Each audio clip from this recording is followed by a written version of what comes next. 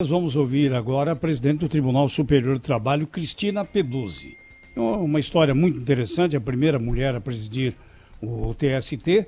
Ela nasceu no Uruguai e foi criada aqui em Bagé, filha de pai uruguaio e de mãe brasileira. É uma jurista e magistrada que hoje preside o Tribunal Superior do Trabalho. E a nossa conversa com a doutora ministra Cristina Peduzzi é sobre o programa do governo que permite a redução de jornada e remuneração ou suspensão temporária de contrato, atendendo a um momento de emergência como é esse. Muito bom dia, doutora Cristina Peduzzi, ministra Cristina Peduzzi.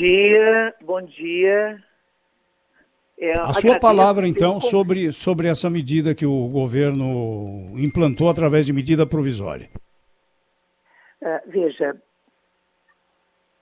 uma série de medidas foram tomadas e todas como desmembramento da legislação geral que foi produzida, né, para disciplinar relações no âmbito do coronavírus. Então, nós temos a Lei 13.979, o Decreto Legislativo número 6, e como desmembramento na área do direito do trabalho, nós temos essas medidas provisórias, né, que você referiu, primeiro 927, depois a 936, depois a 944, 945. Mas respondendo especificamente à sua pergunta, que se refere a 936, eu identifico que essa medida provisória, ela conferiu, né, possibilidade para empregados e empregadores, por meio de um ajuste, de um acordo individual, reduzirem a jornada com proporcional redução de salário. Mas ela preserva a irredutibilidade do salário hora.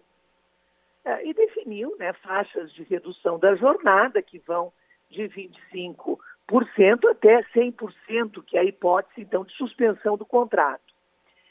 Em contrapartida, ela fixa um benefício social que é prestado pelo Estado e que observará uma proporcionalidade, né, à redução de 25%, 50% ou 70%, e terá como base de cálculo o valor do salário-desemprego. Então, me parece que essa faixa de entre 3 e 5 salários, ao qual o empregado pode aderir por meio de um acordo individual, ela observou um cálculo matemático, porque é a faixa, segundo este cálculo, que de complementação do benefício social, que seria menos prejudicada matematicamente, né, pela adesão. Então, veja, eu identifico que essa adesão ocorre, né, a um sistema proposto por meio de acordo individual para quem recebe, né, essa faixa salarial e é possível, portanto, por acordo individual, porque a própria CLT, ela foi por uma norma, que é no artigo 468, por uma norma de mesma hierarquia, que é a medida provisória, foi fixada essa possibilidade de o empregado aderir a um benefício social que preserva a irredutibilidade do salário hora e prevê que esta redução salarial será compensada por um benefício social e proporcional à redução da jornada. E em relação à suspensão contratual, também fixou, né, um pagamento compulsório de 30%. Agora, né, presidente... e o benefício emergencial passa, então, para a escala de 70%.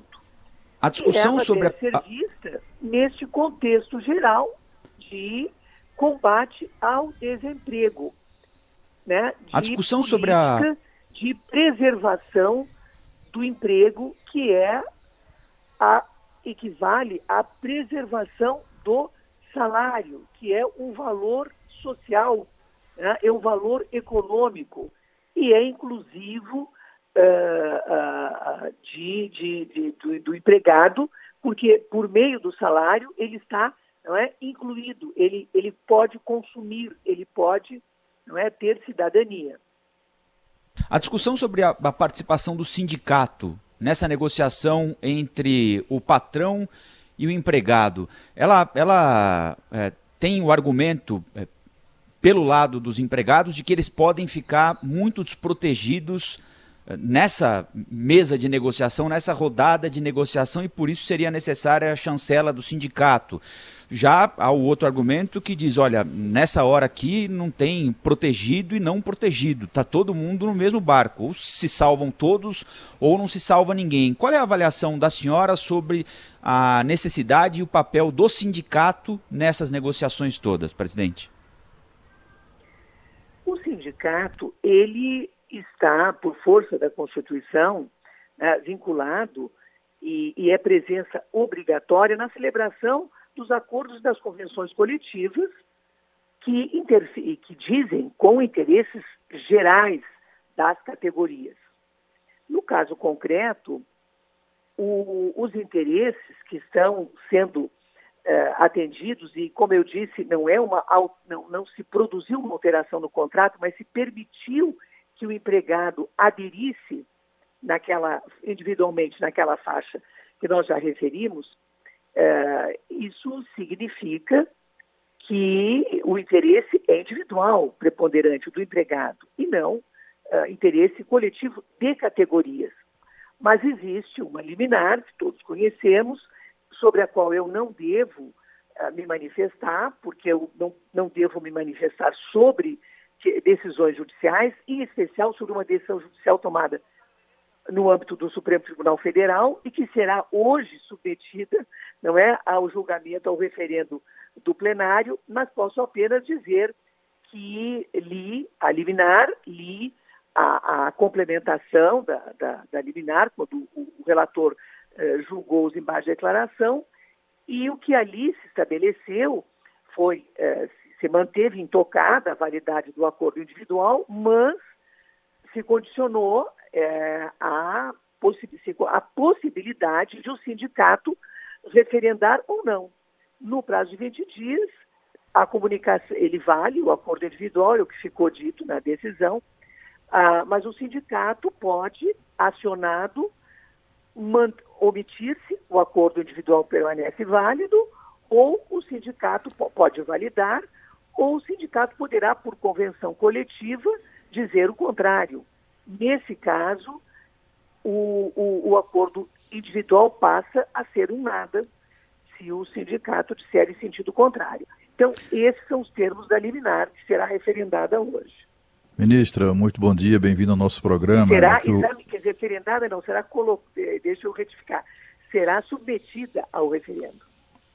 Ministra, a inclusão do sindicato pelo ministro Lewandowski, eu sei que a senhora não gostaria de comentar decisões de outros tribunais, mas assim, essa decisão que colocou os sindicatos ou que condicionou o acordo ao aval do sindicato acabou gerando um monstro.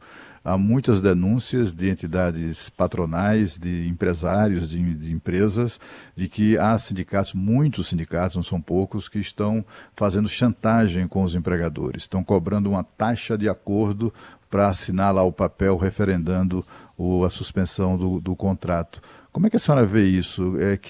A que tipo de sanção está sujeito o sindicalista ou o sindicato que adota essa prática? Veja, eu ignoro essa prática, e não posso, por conseguinte, sobre esse tema me manifestar. Apenas lhe digo que a função, a missão dos sindicatos patronais e de trabalhadores é defender os interesses das categorias que representam. Esta é a finalidade, né, dos sindicatos dentro daquela concepção que sempre antiga de que a união faz a força. Nós estamos conversando aqui com a presidente do Tribunal Superior do Trabalho, Cristina Peduzzi. Presidente, eu queria perguntar para a senhora, o Pedro Campos, sobre esse ponto, especificamente dos acordos individuais, que é o que está mais gerando polêmica dessa medida, né? Só para deixar claro, quando a gente tem uma convenção, um acordo coletivo, ele, pela nossa legislação atual, ele é maior do que a lei trabalhista, né? Esse acordo individual também é maior do que a lei trabalhista? Não, isso foi o que se disse, né, da decisão. Mas a lei que aprovou a reforma trabalhista, ela é muito clara no sentido de que a interpretação do texto constitucional é que o acordo e a convenção coletiva, eles constituem lei entre as partes e eles podem deferir menos do que a lei. Como agora, numa situação de crise, isso seria possível em nome da preservação dos empregos. Então, o que a Constituição garante é que só por convenção ou acordo coletivo se pode reduzir salário e jornada. A lei da reforma, que está em vigor há mais de 2 anos, ela é expressa no sentido de assegurar ampla liberdade, assegura, portanto, a autonomia coletiva das partes, das partes que eu digo, das partes coletivas, né? Para fixarem o que lhes aprouver, só não pode, ainda que benefício menor do que o legal. O que não pode e que está vedado é se contrapor uma norma constitucional. Se o direito é assegurado por norma constitucional ou por norma que diga com saúde do trabalhador e segurança, a indisponibilidade é a regra. Mas não é, em se tratando de dispositivo de lei ordinária, é possível que a convenção e o acordo coletivos disponham em sentido impérios, como se chama, e não inélios, né? E eu lhe dou um exemplo. Direito constitucional, salário mínimo. Não se pode contratar por menos do que o salário mínimo, ainda que coletivamente. Mas eu posso reduzir a jornada, posso reduzir o salário por um período de crise, até sem reduzir a jornada para preservar o emprego. Isso é possível, porque a disciplina está na lei ordinária. Bem, eu queria agradecer a entrevista da presidente do Tribunal Superior do Trabalho, Cristina Peduzzi. Faltou alguma coisa, Cláudio? Eu gostaria, sim, presidente, uma última pergunta somente. Eu sei que a senhora tem uma preocupação muito forte com o chamado ativismo judicial. E eu gosto, e sobretudo na Justiça do Trabalho. E eu gostaria que a senhora fizesse uma rápida apreciação sobre os riscos que a senhora eventualmente possa enxergar desse ativismo judicial na crise que hoje nós enfrentamos. Olha, Cláudio Humberto, é um prazer responder a você. A sua voz logo é identificada. E eu digo que o papel, não só da Justiça do Trabalho, mas do Poder Judiciário, a missão do Poder Judiciário é aplicar a lei. Especificamente, aqui me referindo à Justiça do Trabalho, ela tem um relevantíssimo papel adicional de pacificar os conflitos, porque ela resolve e concilia e media conflitos individuais e coletivos. E nessa missão, ela promove a paz e a estabilidade social, mas sempre porque observa o princípio da segurança jurídica. Então, a segurança jurídica é um norte. E a ela se contrapõe o ativismo judicial. O que é o ativismo judicial?